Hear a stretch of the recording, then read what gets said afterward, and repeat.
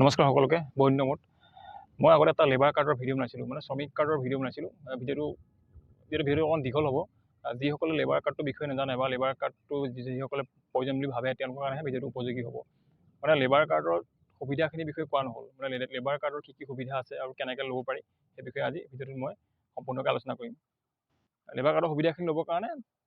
যিজনৰ labour card আছে তেওঁ সুবিধাখিনি ল'বৰ কাৰণে শিক্ষা স্বাস্থ্য মেডিকেলৰ পৰা আৰম্ভ কৰি ল'ৰা ছোৱালী পঢ়ালৈকে সকলোখিনি সুবিধা আছে যিটো সুবিধা লাগে তেওঁ ল'বৰ কাৰণে প্ৰথমতে লেবাৰ অফিচত গৈ ফৰ্ম ফিল আপ কৰিব লাগিব তাৰপিছত এটা প্ৰচেছিং হ'ব প্ৰচেছিং হোৱাৰ পিছত তেওঁ আৰ্থিক সাহায্যটো পাই যাব ইয়াত 16টা আৰ্থিক সাহায্য আছে এইটো হ'ল এইটো লেবাৰ কাৰ্ড হয় এইটো ই-শ্ৰম কাৰ্ড নহয় এইটো আমাৰ অসমৰ প্ৰতিখন জিলাতে ডিষ্ট্ৰিক্টতে লেবাৰ অফিচ আছে তাতে আমি লেবাৰ অফিচত গৈ লেবাৰ কাৰ্ডটো এপ্লাই কৰি লৈ পাৰোঁ এজন শ্ৰমিকৰ কাৰণে লেবাৰ কাৰ্ডটো অতি প্ৰয়োজনীয় মানে তেওঁ নিজৰ জীৱন নিৰ্বাহৰ কাৰণে আৰ্থিকভাৱে বহুতখিনি সকাহ পাব লেবাৰ কাৰ্ড থাকিলে এইখন কাগজখন যিহেতু অসম চৰকাৰৰ গৃহ আৰু অন্যান্য শ্ৰমিক কল্যাণ পৰিষদৰ দ্বাৰা প্ৰচাৰিত আৰু প্ৰসাৰিত এইখিনিত 16টা সুবিধা আছে সুবিধাকেইটা মই ধুনীয়াকৈ কৈ দিছোঁ আপোনালোকে শুনি যাব যে আমাৰ শ্ৰমিকক আমি শ্ৰমিক কাৰ্ডকেইখন উলিয়াই দিছিলোঁ তেওঁলোকে সুধিছে যে লেবাৰ কাৰ্ড থাকিলে আমাৰ কি লাভ হ'ব আমি কৈছিলোঁ যে এইখিনি সুবিধা থাকিব এইখিনি আমি প্ৰত্যেকজন শ্ৰমিকৰ কাৰণে এইখিনি সুবিধা উপলব্ধ ধুনীয়াকৈ মই চাই কৈ যাম যিহেতু গোটেইখিনি মনত নাই আপোনালোকে এইখিনি সুবিধা ল'ব পাৰিব ঠিক আছে প্ৰথমতে হ'ল হিতাধিকাৰী চিকিৎসা সাহায্য মানে যদি শ্ৰমিকজন কিবা কাৰণত চিকিৎসালয়ত থাকিবলগীয়া অৱস্থা আহি পৰে বা তেওঁৰ গা বেয়া হয় তেওঁ চিভিলত তেওঁ থকা কেইদিন প্ৰথম 5 দিনলৈ 1000 টকাকৈ লাভ কৰিব পাছৰ কেইদিন 200 টকাকৈ লাভ কৰিব খুব বেছি মানে অধিকতম 20,000 টকা আৰ্থিক সাহায্য লাভ কৰিব তেওঁ লেবাৰ কাৰ্ড থকাৰ বাবে চিকিৎসাৰ বাবদ আৰু যিসকল ডিছেবিলিটি আছে মানে যিসকল শাৰীৰিকভাৱে যিসকল প্ৰতিবন্ধক তেওঁলোকৰ ক্ষেত্ৰত বহুত বেছি তেওঁলোকৰ পাৰ্চেণ্টেজটো অলপ বেছি তেওঁলোকে 25,000 75,000 1,30,000 পৰ্যন্ত আৰ্থিক সাহায্য লাভ কৰিব যিসকল শাৰীৰিকভাৱে প্ৰতিবন্ধক তেওঁলোকৰ বা ভৰি ভগা বা কেয়া কলা কোজা ইত্যাদি তেওঁলোকৰ কাৰণে 1,30,000 পৰ্যন্ত আৰ্থিক সাহায্য আছে সেইটো হ'ল 1 নম্বৰ বিশেষভাৱে সক্ষম লোকসকলৰ মাহিলী কাৰ্যক্ষম বৃত্তি প্ৰদান মানে বিশেষভাৱে যিসকল সক্ষম তেওঁলোকৰ মাহিলী 2,000 টকাকৈ আৰ্থিক সাহায্য লাভ কৰিব ইয়াৰ উপৰি তেওঁলোকে বিচাৰিলে 3 লাখ টকা পৰ্যন্ত এককালীন সাহায্য লাভ কৰিব তাৰ বিনিময়ত তেওঁলোকে নিজৰ কাৰ্ডটো প্ৰতি বছৰে ৰিনিউ কৰি থাকিব লাগিব লেবাৰ অফিচত এইটো বিশেষভাৱে সক্ষম লোকসকলৰ এটা স্পেচিয়েল এডভান্টেজ 3 নম্বৰত এটা সুবিধা আছে মৃত্যুত আৰ্থিক সাহায্য যদি শ্ৰমিকজন কিবা কাৰণত মৃত্যু হ'ল স্বাভাৱিক মৃত্যু হ'লে 50,000 টকা লাভ কৰিব আৰু যদি দুৰ্ঘটনাত মৃত্যু হয় যদি এক্সিডেণ্টেলি ডেথ হয় তেতিয়া 3 লাখ টকা পৰ্যন্ত আৰ্থিক সাহায্য লাভ কৰিব শ্ৰমিকজনে 4 নম্বৰত আছে অন্ত্যেষ্টিক্ৰিয়া সম্বন্ধীয় সা সুবিধা যদি এজন শ্ৰমিকৰ মৃত্যু হয় মৃত্যুৰ সময়ত যিখিনি আমাৰ খৰচ লাগে সেই খৰচখিনি তেওঁ 5,000 টকা আৰ্থিক সাহায্য লাভ কৰিব শ্ৰমিক কল্যাণ মানে পৰিষদৰ পৰা এজন পঞ্জীভূত শ্ৰমিকে আৰু এটা আছে পেঞ্চন বৃত্তি মানে শ্ৰমিকজনে তেওঁ অৱসৰৰ পিছত মানে কাম কৰিব নোৱাৰা হৈ যাব তেতিয়া তেওঁ 2,000 টকা মাহিলী পেঞ্চন পাব তাৰ বিনিময়ত তেওঁৰ কাৰ্ডটো 1 বছৰৰ মূৰে 100 টকা দি ৰিনিউ কৰিব লাগিব মাহিলী অৱসৰ পেঞ্চন পাব তেওঁ 6 নম্বৰতে হ'ল পৰিয়ালৰ কাৰ্য অৱসৰ পেঞ্চন বৃত্তি মানে যিজন শ্ৰমিকে পেঞ্চন পাই আছিলে তেওঁ 2,000 টকা প্ৰতি মাহে আৰু তেওঁ মৃত্যুৰ পিছত তেওঁ পৰিবাৰে 2,000 টকাৰ 50% মানে 1,000 টকা তেওঁ পেঞ্চন পাব পৰিয়ালৰ কাৰ্য অৱসৰ পেঞ্চন বৃত্তি সেইটো এটা আৰ্থিক সাহায্য লাভ কৰিব শ্ৰমিকৰ পৰিবাৰে 7 নম্বৰতে আছে ল'ৰা ছোৱালী এককালীন শিক্ষা সাহায্য আৰু শ্ৰমিকজনৰ যদি ল'ৰা ছোৱালী পঢ়া শুনা থাকে তেওঁলোকে ল'ৰা ছোৱালীবিলাকে শিক্ষাৰ ক্ষেত্ৰত আৰ্থিক সাহায্য লাভ কৰিব আৰু কেনেকৈ লাভ কৰিব মই কৈ দিছোঁ প্ৰথম শ্ৰেণীৰ পৰা যদি 14 শ্ৰেণীৰ ভিতৰত থাকে 1,500 টকা আৰ্থিক সাহায্য লাভ কৰিব 2 নম্বৰ আছে পঞ্চম শ্ৰেণীৰ পৰা সপ্তম শ্ৰেণীৰ ভিতৰত যদি ল'ৰা ছোৱালী থাকে তেওঁ 2,750 টকা লাভ কৰিব ল'ৰা ছোৱালীয়ে শ্ৰমিকৰ ল'ৰা ছোৱালীয়ে অষ্টম শ্ৰেণীৰ পৰা যদি দশম শ্ৰেণীৰ ভিতৰত থাকে বছৰীয়া 4,000 টকা আৰ্থিক সাহায্য লাভ কৰিব শ্ৰমিকজনৰ ল'ৰা ছোৱালীয়ে একাদশ শ্ৰেণীৰ পৰা যদি দ্বাদশ শ্ৰেণীৰ ভিতৰত থাকে শ্ৰমিকৰ ল'ৰা ছোৱালী বছৰি 1,000 টকা আৰ্থিক সাহায্য লাভ কৰিব যদি স্নাতক পঢ়ি থাকে ডিগ্ৰী পঢ়ি থাকে তেওঁ শ্ৰমিকৰ ল'ৰা ছোৱালীয়ে বছৰি 10,000 টকা আৰ্থিক সাহায্য লাভ কৰিব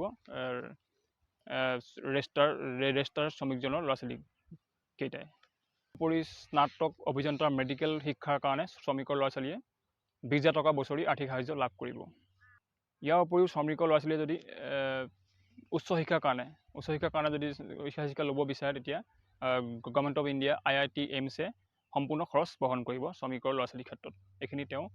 শ্ৰমিকৰ ল'ৰা ছোৱালীজনীয়ে পঢ়াৰ ক্ষেত্ৰত এইখিনি সুবিধা গভৰ্ণমেণ্ট অফ ইণ্ডিয়াৰ পৰা লাভ কৰিব পাৰিব মানে উচ্চ শিক্ষাৰ কাৰণে IIT এইমছে শ্ৰমিকৰ ল'ৰা ছোৱালীক পঢ়াৰ ক্ষেত্ৰত সম্পূৰ্ণ খৰচ বহন কৰিব এইটো সম্পূৰ্ণ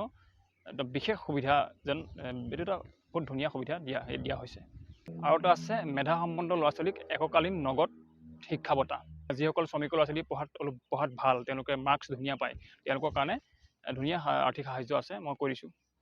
দশম শ্ৰেণী বা দ্বাদশ শ্ৰেণীৰ ভিতৰত প্ৰযোজ্য হ'ব। 75% মাৰ্কছতকৈ যদি অধিক পায় তেতিয়া বছৰি 5,000 টকা আৰ্থিক সাহায্য লাভ কৰিব। 65% to 75%ৰ ভিতৰত যদি মাৰ্কছ পায় তেতিয়া 4,000 টকা আৰ্থিক সাহায্য লাভ কৰিব শ্ৰমিকৰ ল'ৰা ছোৱালীয়ে। 55% to 65% যদি মাৰ্কছ পায় ভিতৰত যদি মাৰ্কছ পায় তেতিয়া 3,500 টকা আৰ্থিক সাহায্য লাভ কৰিব শ্ৰমিকৰ ল'ৰা ছোৱালীয়ে। ইয়াৰ উপৰি 9 নম্বৰতে আছে অবিবাহিত শ্ৰমিক তথা শ্ৰমিকৰ দুটা ল'ৰা ছোৱালীৰ বাবদ বিবাহৰ এককালীন সাহায্য লাভ কৰিব। সাহায্য হৈছে 25,000 টকা।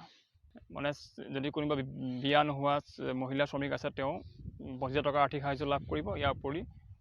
শ্ৰমিকৰ যদি দুটা ল'ৰা ছোৱালী আছে, দুটা ল'ৰা ছোৱালী বিয়াৰ ক্ষেত্ৰত 25,000 টকা আৰ্থিক সাহায্য লাভ কৰিব শ্ৰমিক কল্যাণ পৰিষদৰ পৰা ৰেজিষ্টাৰ্ড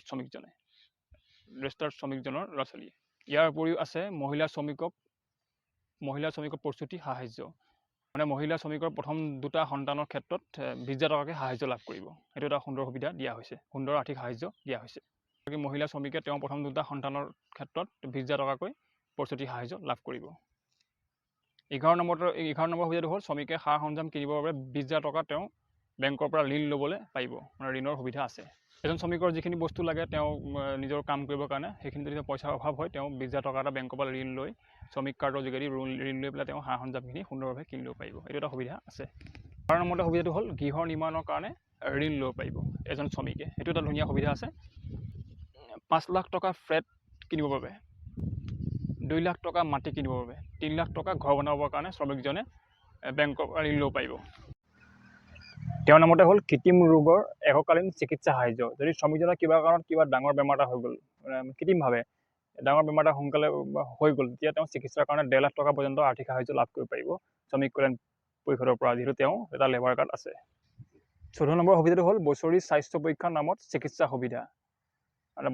বছৰি তেওঁ দেহাটো মানে পৰীক্ষা কৰিবৰ বাবে ডক্টৰৰ ওচৰত তেওঁ বছৰি চিকিৎসা সাহায্য মানে 5,000 টকা তেওঁ আৰ্থিক সাহায্য লাভ কৰিব, মানে স্বাস্থ্যটো মানে দেহা চিকিৎসা কৰিবৰ বাবে। 15 নম্বৰ সুবিধাটো হ'ল ব্যক্তিগত নিৰাপত্তা আহিলা কিনিবৰ বাবে 5,000 টকা আৰ্থিক সাহায্য লাভ কৰিব।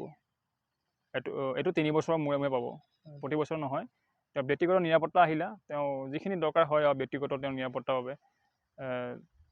মানে 5,000 টকা আৰ্থিক সাহায্য লাভ কৰিব। 16 নম্বৰতে হ'ল আম আদমি বীমা যোজনা, PMJJBY, PMSBY। মানে ইয়াৰ বিনিময়ত স্বাভাৱিক মৃত্যু বা দুৰ্ঘটনাত মৃত্যু হ'লে 2 লাখ টকা তেওঁলোকৰ ইঞ্চুৰেঞ্চ থাকিব। তেওঁ মৃত্যুৰ পিছত তেওঁলোকে ইঞ্চুৰেঞ্চ ক্লেইম কৰিলে 2 লাখ টকা লাভ কৰিব। এইটো লাষ্ট সুবিধা লেবাৰ কাৰ্ডৰ, যিটো লাষ্ট এডভান্টেজ এইটো। ধন্যবাদ।